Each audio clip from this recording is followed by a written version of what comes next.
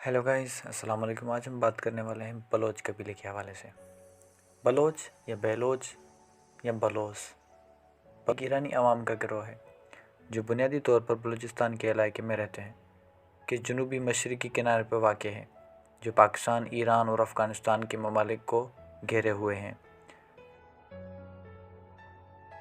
पड़ोसी इलाकों में भी बलोच कम्युनिटीज़ मौजूद हैं, बशुमाल हिंदुस्तान, तुर्कमेनिस्तान और जज़ीरा नुमा अरब में। बलोच लोग बुनियादी तौर पर बलोची बोलते हैं, जो शुमाल मगरबी ईरानी ज़बान है। बावजूद उसके वो फ़ारसी फ़ैज़ के जनूबी मशरक़ी जानिब मुतज़ाद मुकाम रखते हैं। बलोचों की अक्सरियत पाकिस्तान के अंदर रहती है। कुल नस्ली बलोच आबादी का 50% पाकिस्तान सूबा बलोच में रहते हैं, 80% सिंध में आबाद हैं और एक काबिल ज़िक्र अगरचे छोटी तादाद पाकिस्तानी बलोच में रहते हैं।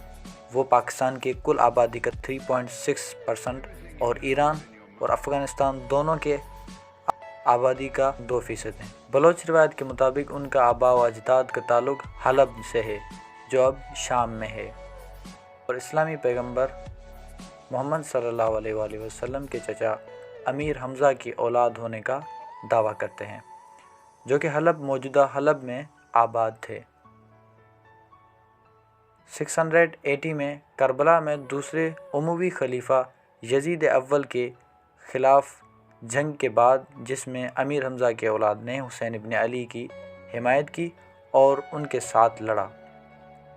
अमीर हमज़ा के औलाद ने वसती कैंप्स इलाके के मशरक़ी या जनूब मशरक़ी की तरफ हिजरत की, ख़ास तौर पर सिस्तान की तरफ। ईरान के त्याराम गोदमन लिखते हैं कि एक बलोची लेजेंड की हिमायत उस हकीकी तस्दीक के करमतानी नस्ली बलोच थे। 16वीं सदी की फ़ारसी मौरख़ मोहम्मद कासिम फ़रिश्ते ने भी तस्दीक की है। एक और मौरख़ अली शेर कुन्नी की मुताबिक तोफ़ाउल करम के मुसन्निफ़ ने भी अपनी तारीख़ 1774 में लिखी है। उनका ख़्याल है कि जलाल ख़ान से सिर्फ़ रिंद कबीला है, जो मोहम्मद इब्न हारून की नस्ल से है, जिसे मकरानी का नाम दिया जाता है। हमज़ा के बराह रास्त औलाद हैं।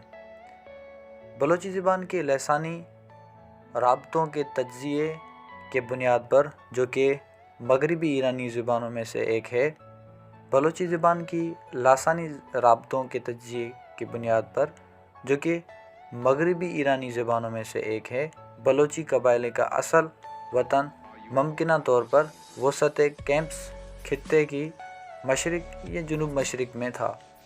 बलोचों ने सासानी दौर के आखिर में मशरिक़ की तरफ हिजरत शुरू की। हिजरत की वजह मालूम नहीं है।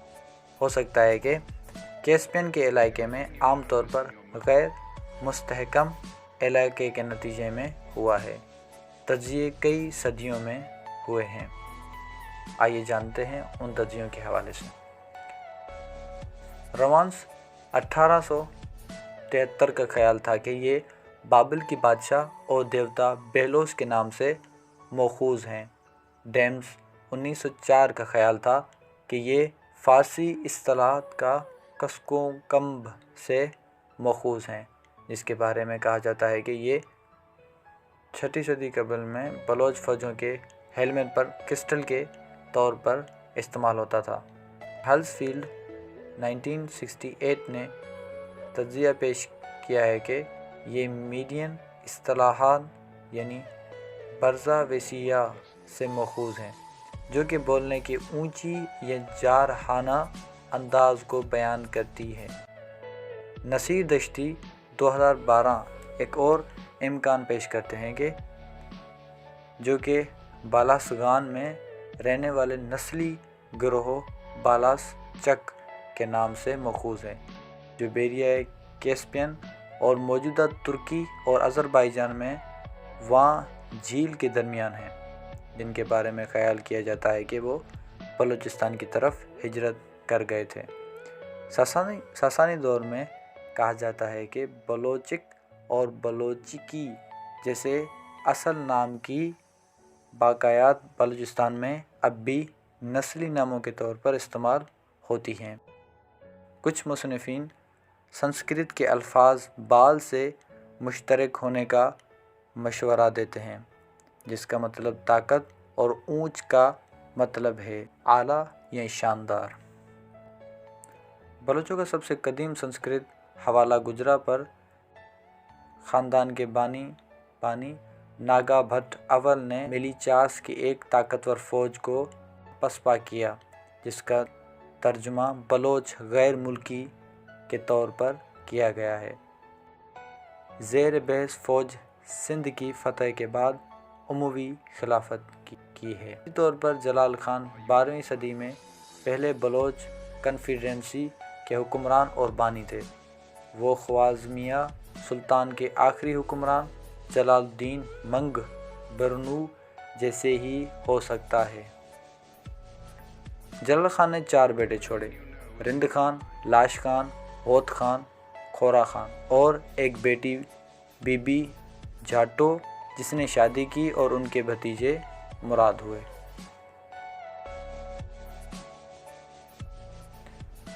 19ویں صدی تک عرب مصنفین بلوچوں کو کرمان، خراسان، سیستان اور مکران کے درمیان کے علاقے میں رہنے والے کے طور پر کہتے تھے، جو اب مشرقی ایران ہے۔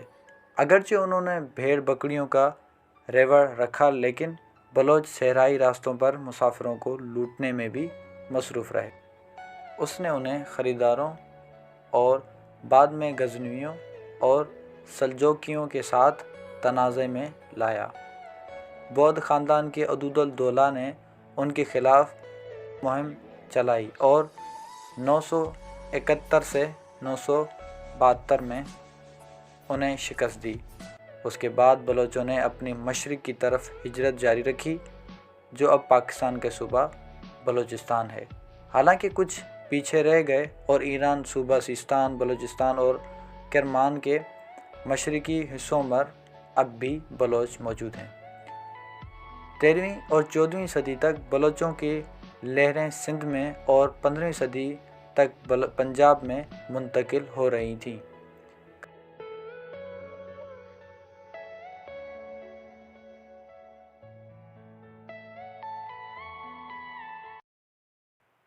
کراچی یونیورسٹی کے پروفیسر ڈاکٹر اختر بلوچ کے مطابق بلوچی چھوٹے برفانی دور میں بلوچستان سے ہجرت کر کے سندھ اور پنجاب میں آباد ہوئے۔ چھوٹے برفانی دور کی تعریف روایتی طور پر 16ویں اور 19ویں صدی، متبادل طور پر تقریباً 1300 سے لے کر 1850 تک کی مدت کے طور پر کی جاتی ہے۔ اگرچہ مقامی ریکارڈ کے ساتھ کام کرنے والے موسمیاتی ماہرین اور مورخین اب اس مدت کے آغاز یا اختتامی تاریخوں پر متفق ہونے کی توفیق نہیں رکھتے، جو کہ مقامی حالات کے مطابق مختلف ہوتی ہیں۔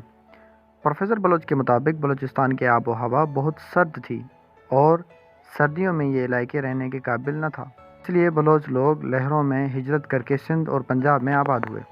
وہ علاقے جہاں بلوچ آباد تھے فارسی، سیونی اور مغل بادشاہوں کے درمیان متوازہ تھا۔ اگرچہ مغل علاقے مشرقی حصوں پر کچھ کنٹرول قائم کرنے میں کامیاب ہو گئے، 17ویں صدی تک میر حسن نامی ایک قبائلی رہنما نے خود کو بلوچوں کے پہلے خان کے طور پر قائم کیا۔ 1666 میں میر احمد خان کمرانی نے اس کی جگہ لی، جس نے احمد زرعی خاندان کے تحت قلات کی بلوچی خانیت قائم کی۔ نوآبادیات حکومت اور خطہ مؤثر طریقے سے برطانوی راج کا حصہ بن گیا۔ 2008 تک یہ اندازہ کیا گیا تھا کہ افغانستان، ایران اور پاکستان میں 8 سے 9 ملین کے درمیان بلوچ باشندے آباد تھے۔ وہ 130 سے زائد قبائل کے درمیان تقسیم تھے۔ کچھ اندازے کے مطابق یہ اعداد و شمار 150 سے زیادہ قبائلی ہیں۔ حالانکہ ضلعی قبائل کی گنتی کے طور طریقہ کار کے لحاظ سے تخمین مختلف ہوتے ہیں۔ قبائل جنہیں تمن کہا جاتا ہے کی قیادت ایک قبائلی سردار تمدار کرتے ہیں۔ ذیلی قبائل جنہیں پارس کہا جاتا ہے کی قیادت ایک مقدام کرتے ہیں۔ 5 بلوچ قبائل نے اپنے نام خان کی اولاد سے اخذ کیے ہیں۔ بہت سے، اگر سبھی نہیں تو، بلوچ قبائل کو ان کے اصل نسلی یا تاریخی قبائلی وفاداریوں کی بنیاد پر یا تو رند یا لاشاری کے طور پر درج بندی کیا جا سکتا ہے، جو نسل در نسل تعلقات میں پروان چڑھے ہیں۔ 15ویں صدی میں رند و لاشاری قبائل پاکستان کے ترمیم ضلع بھگٹی میں 1,80,000 بھگٹی مقیم ہیں۔ وہ راہیجہ بھگٹی، مسوری بھگٹی، کلپر بھگٹی، مرہٹہ بھگٹی اور دیگر ضلعی قبائل میں تقسیم ہیں۔ نواب اکبر خان بھگٹی نے 2006 میں اپنی موت تک بھگٹی بطور تمدان قیادت کی۔ کلات اکبر بھگٹی قبائلی رہنما اور 2006 سے 2015 میں اپنی موت تک جمہوری وطن پارٹی کے صدر رہے۔ کوہیلوں میں مقیم 98,000 مری ہیں، جو مزید خود کو غزنی مری، بیجارانی مری اور زرکون مری میں تقسیم کرتے ہیں۔ بلوچوں کے حوالے سے مزید کچھ دستاویزات ہماری نیکسٹ ویڈیو میں، تب تک کے لیے اللہ حافظ۔